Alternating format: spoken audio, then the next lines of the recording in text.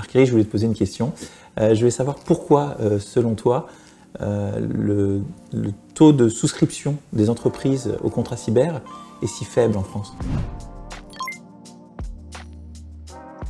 Alors, il faut regarder par segment. Je pense que toutes les grandes entreprises, si elles peuvent s'assurer, elles le font dans de bonnes conditions, avec des montants suffisants. Bon.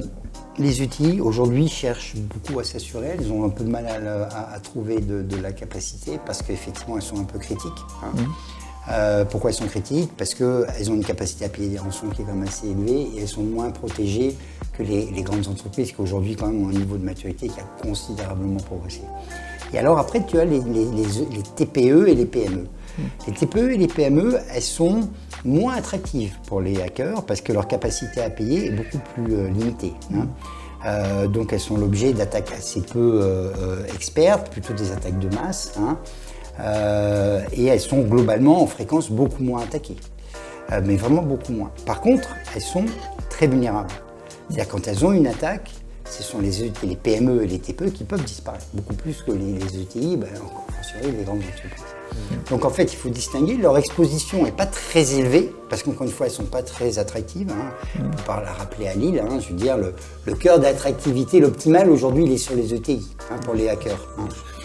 Les grandes se trouvent bien protégées, les petites pas assez rentables.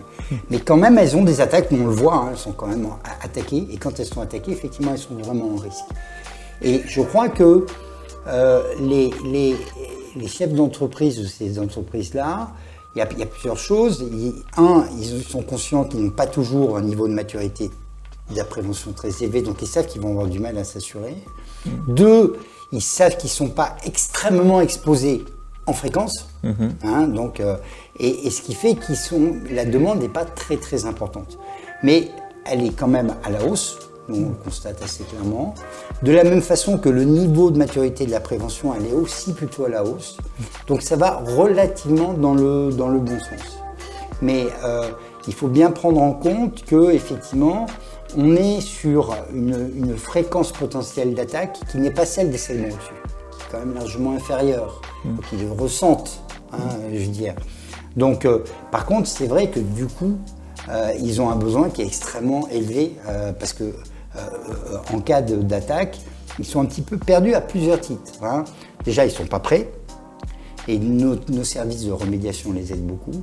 Et puis surtout, ils se retrouvent en cas d'attaque à devoir trouver des prestataires qui, voyant qu'ils sont plutôt dans la difficulté, les ratent pas, entre guillemets, notamment au niveau des tarifs, etc. Et quand effectivement ils ont des solutions comme celles que vous proposez en France, par exemple, mais d'autres assureurs, ça c'est pris en charge. La négociation avec les prestataires, elle est prise en charge, et du coup la remédiation, elle se fait de manière vraiment beaucoup plus, d'abord financée, et de manière beaucoup plus efficace que quand l'entreprise est livrée à elle-même, en fait. Donc c'est un petit peu ça. Donc des entreprises qui sont moins exposées, mais très vulnérables, et qui ont vraiment un intérêt objectif très fort à avoir une assurance cyber.